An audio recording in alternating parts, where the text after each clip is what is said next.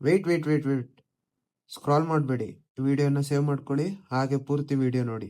ನಿಮ್ಮ ಕುರಿ ಅಥವಾ ಆಡ್ಗೆ ಕೆಮ್ಮು, ಜ್ವರ ಸ್ವಲ್ಪ ಇದ್ರೆ ಈ ಸಿರಪ್ನ ಯೂಸ್ ಮಾಡಬಹುದು. ಎನ್ರೋಫ್ಲೆಕ್ಸಿನ್, ಒಂದು ಸ್ಟ್ರಾಂಗ್, ಒಂದು ನಾರ್ಮಲ್, ಎರಡರಲ್ಲಿ ಯಾವ್ದು ಯೂಸ್ ಮಾಡಿದ್ರು ಕಮ್ಮಿ ಆಗುತ್ತೆ.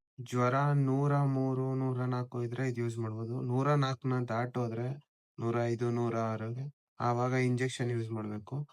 ಇದೆ ಸೇಮ್ ಹೆಸರಲ್ಲಿ ಎನ್ರೋಫ್ಲೆಕ್ಸಿನ್ ಅಂತ ಒಂದು ಇಂಜೆಕ್ಷನ್ ಇದೆ, ಅದನ್ನ ಕೊಡ್ಬೋದು. ಅದಕ್ಕೂ ಕಮ್ಮಿ ಆಗಿಲ್ಲ ಅಂದ್ರೆ OTC ಅಂತ ಇದೆ, ಆ ಇಂಜೆಕ್ಷನ್ ಕೊಡ್ಬೋದು. ಇದನ್ನೆಲ್ಲ ಕೊಟ್ರು ಇನ್ನ ಜ್ವರ ಹಂಗೆ ಕಾನ್ಸ್ಟೆಂಟ್ ಆಗಿ ಕಮ್ಮಿ ಆಗದೆ ಇದೆ ಅಂದ್ರೆ ಇದ್ರಲ್ಲೇ ಒಂದು ಅಪ್ಗ್ರೇಡೆಡ್ ಇದೆ, OTC ಲಾಂಗ್ ಆಕ್ಟಿಂಗ್ ಅಂತ. ಇದನ್ನ ಒಂದ್ಸಲಿ ಕೊಟ್ರೆ ಸಾಕು, ಜ್ವರ ಆಟೋಮೆಟಿಕ್ ಕಮ್ಮಿ ಆಗ್ತಾ ಇರುತ್ತೆ. ಇಲ್ಲ ಮರಿಗಳಿಗೆ ಇನ್ಫೆಕ್ಷನ್, ಅಲರ್ಜಿ ಈ ತರ ಏನಾದ್ರು ಆಗಿದ್ರೆ ಈ ಇಂಜೆಕ್ಷನ್ ಕೊಡ್ಬೋದು. ಇದ್ರ ಹೆಸರು CPM ಅಂತ. ನಮ್ ಕಡೆ ನಮ್ ಫಾರ್ಮ್ ಸುತ್ತಮುತ್ತ ಎಲ್ಲ ಈ ಪ್ರಾಬ್ಲಮ್ ಜಾಸ್ತಿ ಆಗಿದೆ. ಈ ತರ ಮರಿಗಳಿಗೆ ಕೂದಲು ಉದ್ರಿ ಇನ್ಫೆಕ್ಷನ್ ಗಳಾಗ್ತಿದೆ. ಇದಕ್ಕೆ best solution, best injection ivermectin. ಇದ್ರ ಜೊತೆ ಡೋರಾಮ್ಯಾಕ್ಟಿನ್ ಅಂತ ಇದೆ, ಇದನ್ನು ಕೊಡ್ಬೋದು. ಇದು ಪ್ರತಿ 30 kgಗೆ 1 ml, ಅಂದ್ರೆ ಚಿಕ್ಕ ಪುಟ್ಟ ಮರಿಗಳಿಗೆ 0.2 ml ಕೊಡ್ಬೋದು. ನಿಮ್ ಮರಿಗಳಿಗೆ ಮಲ್ಟಿವಿಟಮಿನ್ ಹಾಗೆ ಕೂದಲು ಚೆನ್ನಾಗಿರಕ್ಕೆ, ವಿಟಮಿನ್ಸ್ ಮಿನರಲ್ಸ್ ಚೆನ್ನಾಗಿ ಸಿಗ್ಬೇಕು ಅಂದ್ರೆ ಇದು ಲ್ಯಾವಿಟೋನ್ H ಅಂತ ಈ ಇಂಜೆಕ್ಷನ್ ಕೊಡ್ಬೋದು. ನಿಮ್ ಮರಿಗಳು ಎಲ್ಲೇ ಏಟ್ ಮಾಡ್ಕೊಂಡು ನೋವಾಗಿ, ನೋವಿಂದ ಜ್ವರ ಬಂದು ಈ ನೋವು ಜ್ವರ ಎರಡನ್ನೂ ಕಮ್ಮಿ ಮಾಡಕ್ಕೆ ಮೆಲೋನೆಕ್ಸ್ ಈ ಇಂಜೆಕ್ಷನ್ ಯೂಸ್ ಮಾಡಬಹುದು.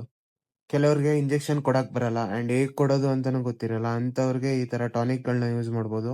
ಈ ಕೆಮ್ಮಾದಾಗ ಅಜಿಥ್ರೋಮೈಸಿನ್ ಅನ್ನೋ ಟಾನಿಕ್, ಇದು ಬೇಗ ರಿಲೀಫ್ ಕೊಡುತ್ತೆ ಅಂಡ್ ಕೆಮ್ಮನ ಕಮ್ಮಿ ಮಾಡುತ್ತೆ. ಇದೊಂದು ದೊಡ್ಡ ರೋಗ ಅಂತಾನೆ ಹೇಳ್ಬೋದು, ನಿಮೋನಿಯಾ.